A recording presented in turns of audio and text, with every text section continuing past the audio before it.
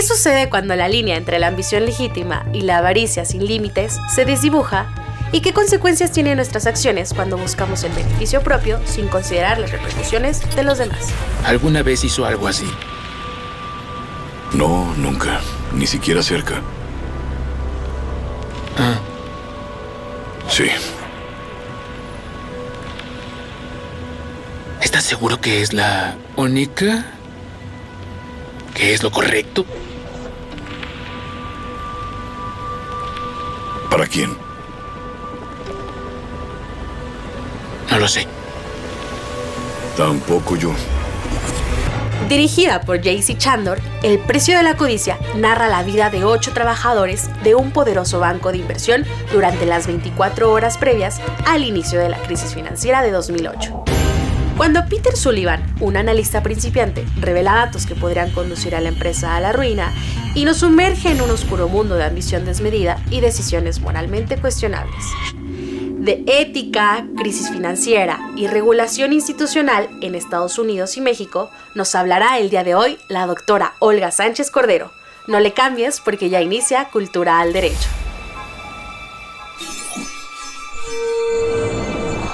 Bienvenidas, bienvenidos a una emisión más de Cultura al Derecho. Mi nombre es Diego Guerrero y la verdad es que hoy vamos a tener un programa muy especial porque nos acompaña una mujer que ha ocupado un papel relevante en este país. Es notaria, fue ministra de la Suprema Corte, es ministra en retiro, fue secretaria de Gobernación y actualmente es senadora de la República. Y además, sobre todo, yo quiero decir algo muy referente, es una mujer con una gran calidad humana, donde esto se viene desde los genes, un gran maestro que ha tenido nuestra Facultad de Derecho es precisamente su padre, Jorge Sánchez Cordero, y hoy tenerla a ella, que además fue también secretaria de Asuntos Escolares en esta Facultad de Derecho. Me refiero a la senadora Olga Sánchez Cordero. Senadora, bienvenida a su programa Cultura al Derecho. Muchas gracias, Diego, y a mí me das una gran oportunidad de dirigirme al público, y sobre todo en mi facultad, porque sin duda pues este es mi alma mater. Yo, ¿qué te puedo decir? Aquí a la Facultad de Derecho le debo lo que soy profesionalmente. No tengo más que agradecimiento y reconocimiento a la facultad, que por cierto, hoy en día es la mejor Facultad de Derecho de Iberoamérica, incluyendo España, Portugal, y Argentina y Chile, que se han destacado siempre por sus grandes universidades. Pero hoy es la mejor de Iberoamérica y la 25 en el mundo, compitiendo con Yale, Harvard, en fin, con todas las universidades. Sí, no, Stanford, etcétera. Pues qué gusto, y eso también se debe a sus grandes egresados, que además ocupan papeles relevantes, como el caso de la senadora Olga Sánchez Cordero. Senadora, ¿qué película nos trae el día de hoy? Platíquenos un poco de ella. Mira, es una película que se remonta a lo que sucedió en Wall Street en el 2008. Y es una película que a mí en lo personal me impactó mucho por varias razones. La primera, porque fue una crisis global que detonó globalmente la crisis financiera en todo el mundo, no solamente en Estados Unidos, sino en todo el mundo, que me afectó a mí en mis ahorros, por supuesto. Nos afectó a todos en nuestros ahorros porque confiábamos en las instituciones de crédito. Y porque al final hubo una controversia constitucional respecto de Citibank en la Corte, en donde a mí me turnaron la controversia entre el Senado de la República y el Ejecutivo Federal, precisamente a raíz de lo que estaba sucediendo con Citibank. Entonces, pues por todos estos motivos, creo que retomar esta película a la distancia,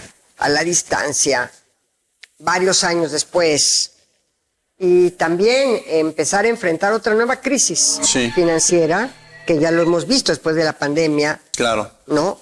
Como tuvieron que cerrar todas las fábricas, los hoteles, restaurantes, en fin, lo único que se dejó abierto fue actividades esenciales. Yo estaba ahí en el Consejo General de Salubridad, actividades esenciales, por supuesto hospitales, también, pero se cerraron las escuelas también.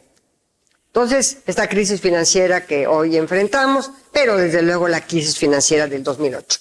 Entonces, por eso quiero comentar esta película, quiero que la retomen, que la vuelvan a ver, ojalá, quienes la vieron, y sí, porque nos deja muchas enseñanzas. Uno de los temas que nos aborda la película y que también genera preocupación, por un lado es, como usted lo menciona, es difícil imaginar que una institución pueda caerse. O sea, a veces hay un tema de credibilidad en las instituciones. ¿Qué sucede de pronto cuando no hay una forma de proteger y garantizar estas instituciones? Que además los años le dan esa fortaleza y pareciera que uno diría no hay ningún problema, pero lo puede existir frente a la regulación también. La historia se remonta al 2008, a la crisis financiera del 2008, y quién la detona y cómo se detona en esta película. La detona la institución financiera más sólida que yo hubiera creído que jamás hubiera llegado a estos niveles de quiebra.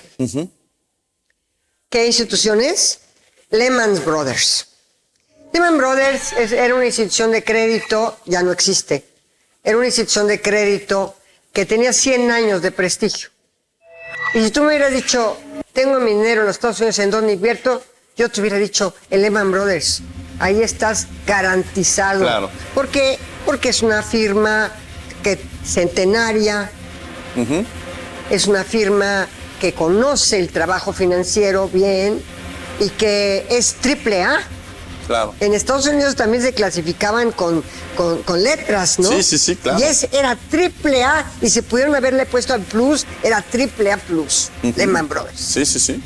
Entonces tú, con la seguridad de lo que te estaban diciendo los norteamericanos en su clasificación, con la seguridad de una empresa y una firma centenaria, y con una gran solidez y confianza, porque las instituciones de crédito, como cualquier otra institución, se basan en algo que es relevante, y su piedra angular siempre es la confianza del público en general en esa institución. Ahora, pensar en este manejo, antes de entrar al programa platicábamos cuando se presenta un problema, pero la otra cara de la moneda, que es el manejo de una crisis política, una crisis económica, una crisis social, que esa es la otra cara de la moneda. ¿Cómo lograr manejarla? Ellos lograron manejarla. Toda la noche estuvieron allí, incluso llegó el dueño de Lehman Brothers, que por cierto, la leyenda dice, o decía la leyenda, que nadie lo veía nunca, porque llegaba en su helicóptero y por su elevador privado desde la azotea en donde se paraba el helicóptero, llegaba a su oficina y nadie lo conocía. Era verdaderamente un misterio su físico y su vida. Entonces llega él en la noche, ¿no? ¿Y quién descubrió esto? Y le dicen, pues este chico, ¿no? Claro. Hay un analista X. Y dice, tú me tienes que hablar como si estuvieras dando una clase de niños de kinder. Me dice, ¿por qué no me vayas a empezar a hablar?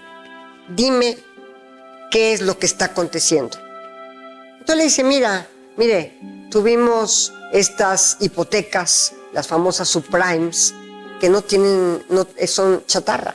No tienen manera de que podamos nosotros sostener esta gran cantidad de hipotecas, ¿no? Y que al final no tenemos garantizado el papel que expedimos, ¿no? Sí. Entonces, el señor ya mayor, el dueño, ve que esta ya es muy difícil, pero que va a ser un impacto global y que va a quebrar a todas las instituciones financieras de Estados Unidos. Que esa es una siguiente pregunta que nos surge dentro de la película.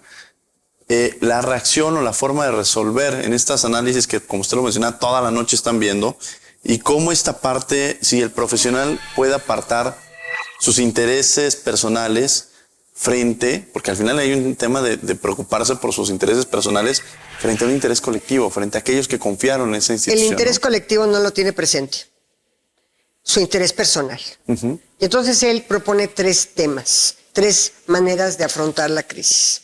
Una, siendo transparentes ante el mercado y decir estamos en quiebra. Otra, no decir nada. Y la otra, vender toda la chatarra en el momento mismo de abrir la bolsa de valores de Nueva York. Entonces, todas las instituciones estaban igual. Pura chatarra, hipotecas chatarras, subprime, estaba Citi, Bank of America, todas. Si tú les desvelabas así un poquito el velo de la porquería que tenían, era verdaderamente terrible. unas corruptelas impresionantes. Porque obviamente los banqueros, todo el mundo habla de las corruptelas en el gobierno. A ver, en la iniciativa privada son peores. Porque ahí tenemos que señalarlo, cómo fue esto. Con dedo. Ustedes, sí, ustedes dieron hipoteca chatarra. Ustedes engañaron al pueblo. Ustedes se aprovecharon de la confianza que tenían en las instituciones financieras. Por supuesto. Claro. Hay que decirlo así. ¿Y qué pasa con la ley? Por eso es importante que estemos ligando aquí con el derecho. Sí. No había regulación en los Estados Unidos. La regulación para las instituciones financieras en Estados Unidos era prácticamente nula. Prácticamente nula, ¿no? Y entonces se dieron cuenta el gobierno norteamericano que no tenía instrumentos legales para la supervisión, para las políticas financieras que iban a optar todas estas instituciones, o que por lo pronto iban ellos a realizar. Entonces, el gobierno norteamericano se da cuenta de que, por supuesto, no hay instrumentos legales Para poder ni siquiera hacer frente a la crisis, porque todo el gobierno norteamericano se lo dejó al mercado financiero. Entonces, después, ya hubo una regulación a la manera de los norteamericanos, que es siempre muy ligera, porque ellos siempre son un país capitalista. Claro, sí, en otra preocupación. Vamos a tener que ir a un corte, senadora, pero no se vayan, estamos en Cultura del Derecho para seguir abordando esta película tan interesante. Regresamos aquí, en Canal 22.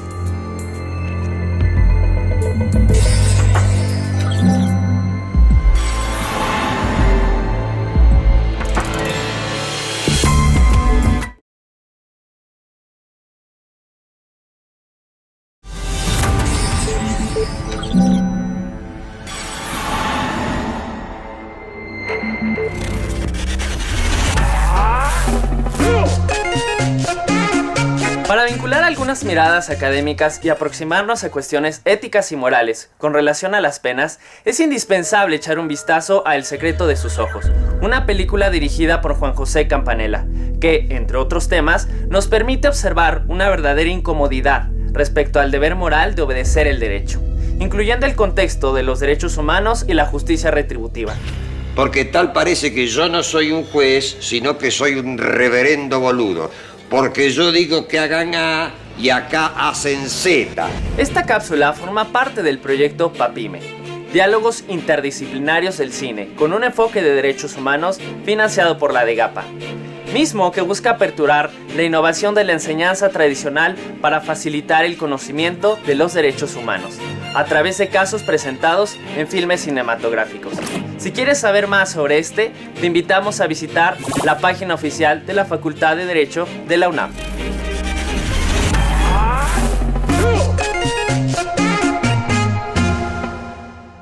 Estamos de regreso en Cultura al Derecho con la senadora Olga Sánchez Cordero, quien ya nos abordó mucho precisamente de esta película de Margin Call, y que además nos lleva un poco a la reflexión sobre esta crisis financiera que se vive en el 2008, cómo se transita en Estados Unidos, cómo no había una regulación en Estados Unidos, pero quizá llevándola a México. ¿Qué pasó en México? ¿Estas afectaciones financieras pueden influir en un país como México? Las afectaciones financieras fueron brutales en el mundo entero. En el mundo entero.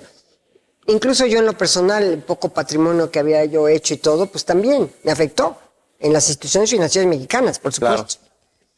Entonces, ¿qué pasó?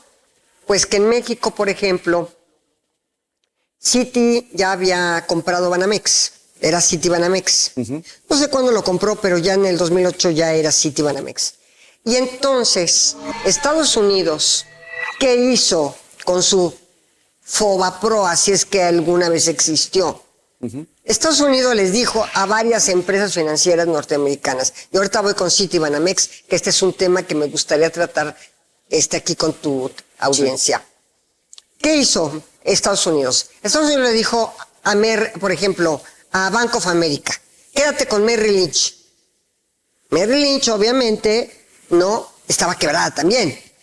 a Salomon Brothers le dijo, quédate con otra institución financiera. Tengo la relación de instituciones financieras que fusionaron por instrucciones del gobierno, fusionaron las instituciones también quebradas. Todos estaban quebrados, pero dijo el gobierno, yo voy a salvar por decirte, a Bank of America, ¿no? Voy a salvar a que sigan como instituciones financieras, a Salomon Brothers, por ejemplo, en fin, ¿no?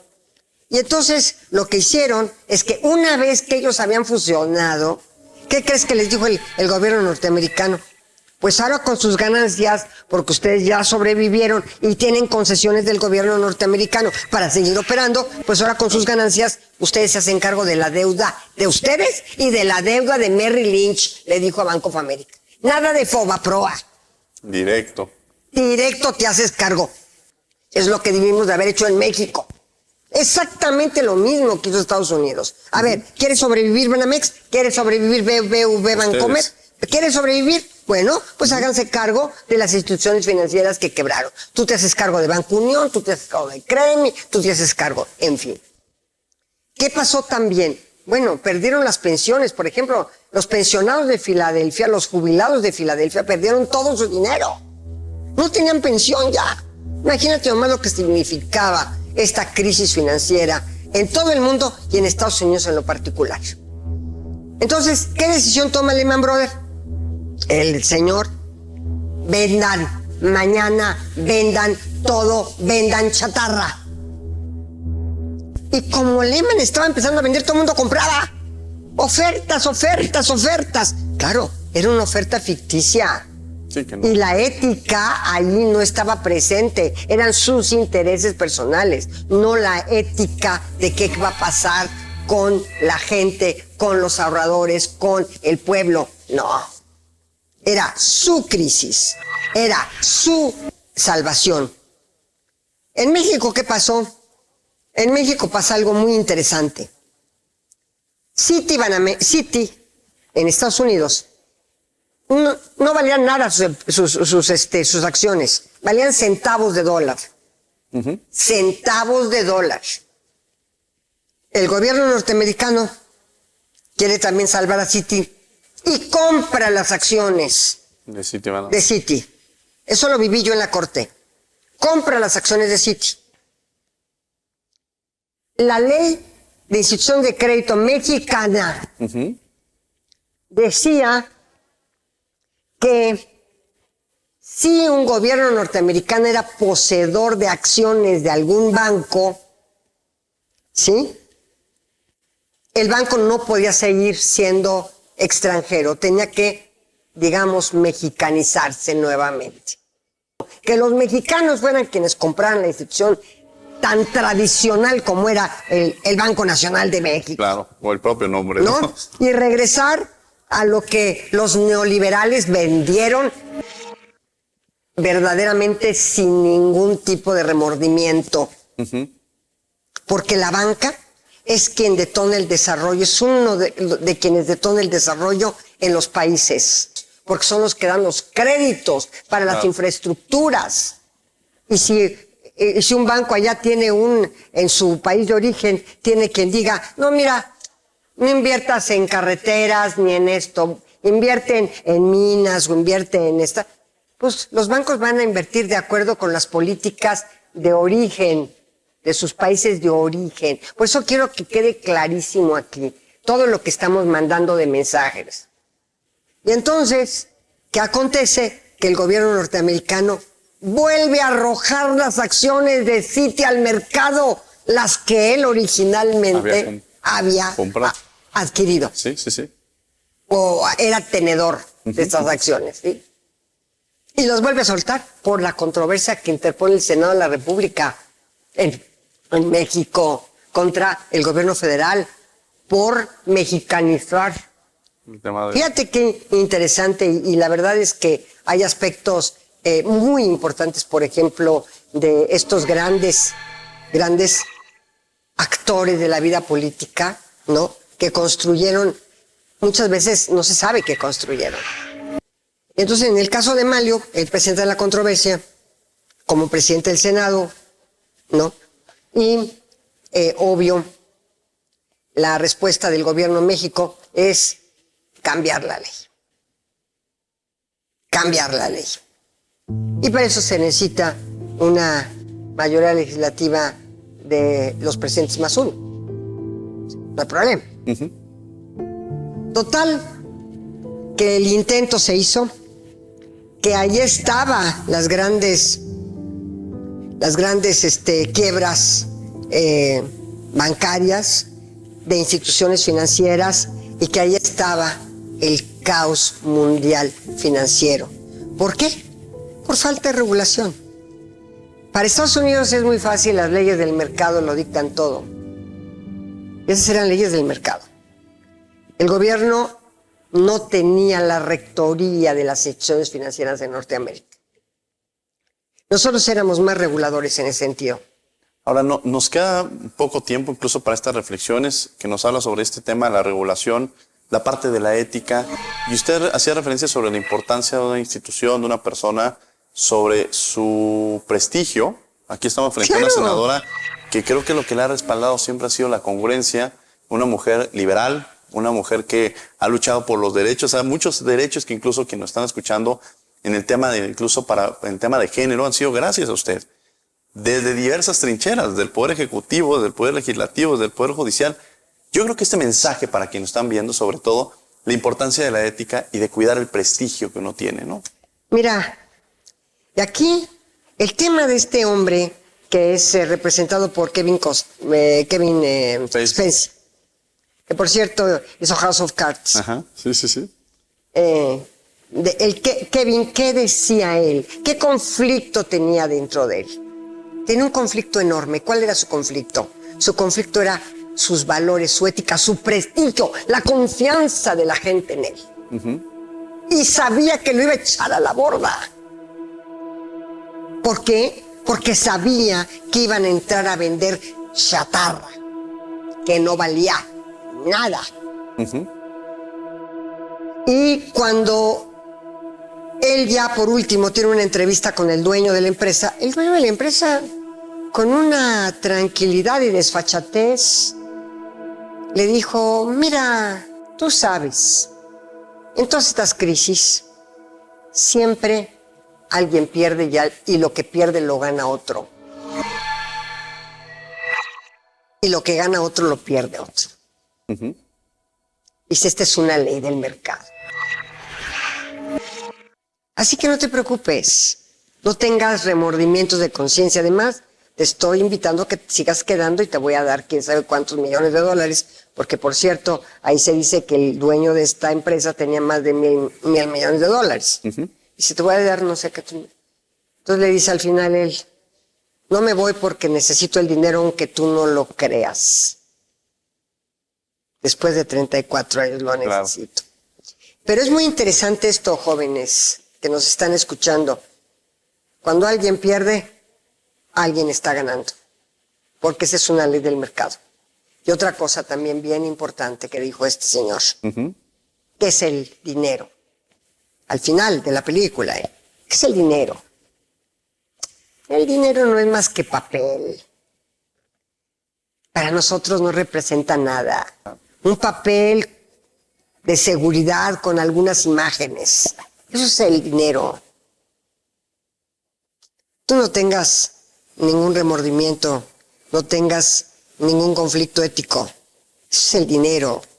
Y tú sabes, cuando alguien gana, otro pierde. Otro pierde. Muchas gracias por haber estado con nosotros. Gracias a ustedes. Gracias a ustedes por acompañarnos en una emisión más de Cultura del Derecho. Los martes estamos en Radio UNAM 96.1 FM. Derecho a Debate cumple 7 años y les agradecemos que estén con nosotros en ese espacio también. Por lo pronto, que tengan buen día.